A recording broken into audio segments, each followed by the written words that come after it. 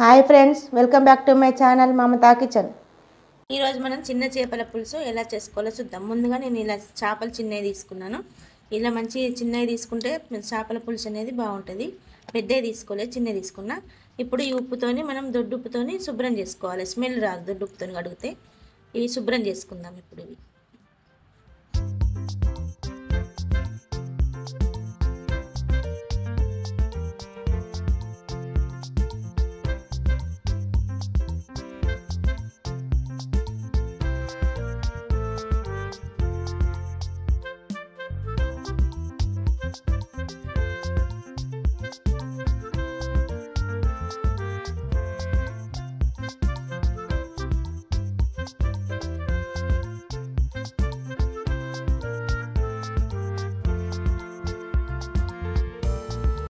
చేపల పులుసు తయారీ విధానం.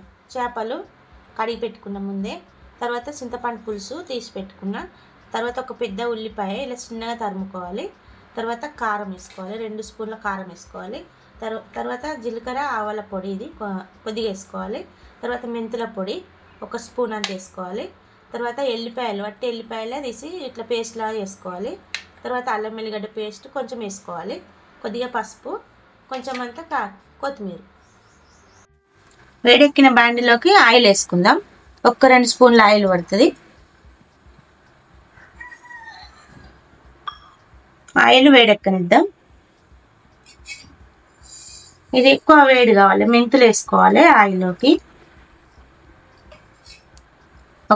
కొంచెం అన్ని మెంతులు, ఎందుకంటే చేపల పులుసుకు మెంతులు అయితేనే టేస్ట్ బాగుంటుంది. చేపల పులుసులో మెంతులు వేసుకోవాలి. ఇలా దోరగా వేయించుకోవాలి.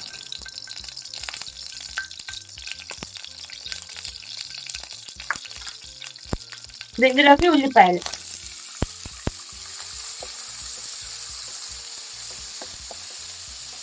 ఇలా మంచిగా కలుపుకోవాలి.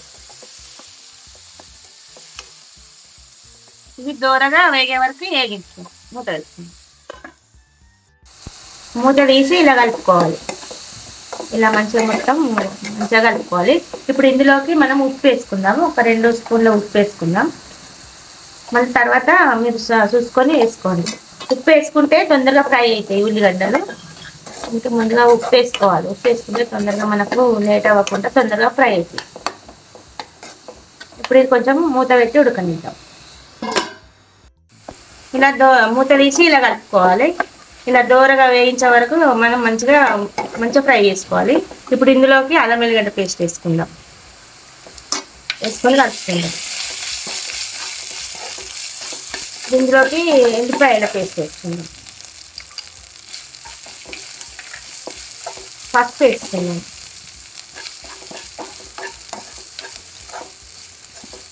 పసుపు వేసుకొని కొంచెం కొత్తిమీర వేసుకుందాం.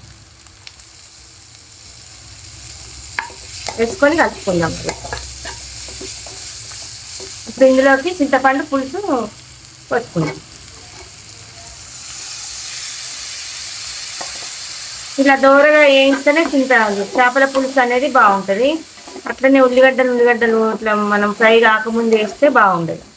ఇప్పుడు ఇందులోకి 1 గ్లాసు వాటర్ వేసుకుందాం. ఇందులోకి కారం వేసుకుందాం. 2 స్పూన్ల కారం వేసుకుందాం.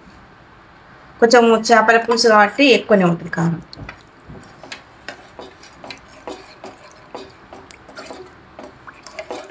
ఇది మరగనిద్దాం. మంచిగా మరేటప్పుడు చేపలు వేసుకుందాం. ఇప్పుడు ఇది మరగనిద్దాం. మూత తీసి ఇలా కలుపుకోవాలి. ఇలా మంచిగా మరుగుతుంది చూసారా. ఇలా మరిగేటప్పుడు మనం ఈ చిన్న చేపలు అనేది పులుసు మరిగేటప్పుడే వేసుకోవాలి. ముందే వేసుకుంటే అంత మెత్తగా అయిపోతుంది. ఇప్పుడు ఇందులోకి చిన్న చేపలు వేసుకుందాం. ముందుగా వేసుకోవద్దు. ఎప్పటికైనా చిన్న చేపలు తెచ్చుకుంటే ఇట్లా పులుసు ఫస్ట్ మరిగించిన తర్వాత చేపలు వేసుకోవాలి. వేసుకొని మెల్లగా కలుపుకోవాలి. ఎందుకంటే ఈ మధ్యలోకి ఇరిగిపోతాయి. మనం మెల్లగా కలుపుకోవాలి. ఇలా నెమ్మదిగా కలుపుకోవాలి. ఇది కొంచెం సేపు ఉడకాలి. ఇప్పుడే వేసినాం కదా, కొద్దిగా ఉడికితే సరిపోతుంది. మూత పెట్టి ఉడికిద్దాం. మూత తీసి ఇలా కలుపుకోవాలి. మనము తర్వాత వేసినాం కదా, అందుకే ఇట్లా చేపలు ఉన్నాయి. మనం ముందు ఎత్తే మెత్తగా అయిపోతాయి. ఇప్పుడు ఇందులోకి ఆవాల పొడి, మెంతుల పొడి వేసుకుందాం. వేసుకొని కలుపుకుందాం. ఇప్పుడు ఇందులోకి ఆవాల పొడి, జీలకర్ర 2 మిక్సీ వేసి పెట్టుకుందాం. వేసుకొని కలుపుకోవాలి. ఇలా మంచిగా కలుపుకుందాం. ఇలా పులుసు, మీరు పులుసు ఎక్కువ తినే వాళ్ళైతే ఎక్కువైనా పోసుకోవచ్చు. నేను ఇంత పెట్టిన. ఇప్పుడు ఇందులోకి కొత్తిమీర వేసుకుందాం కొంచెం. అంతే అండి, ఎంతో రుచికరమైన చేపల పులుసు రెడీ అయిందండి. మీరు కూడా ట్రై చేయండి, ఎలా ఉందో చెప్పండి. లైక్ చేయండి, కామెంట్ చేయండి, షేర్ చేయండి.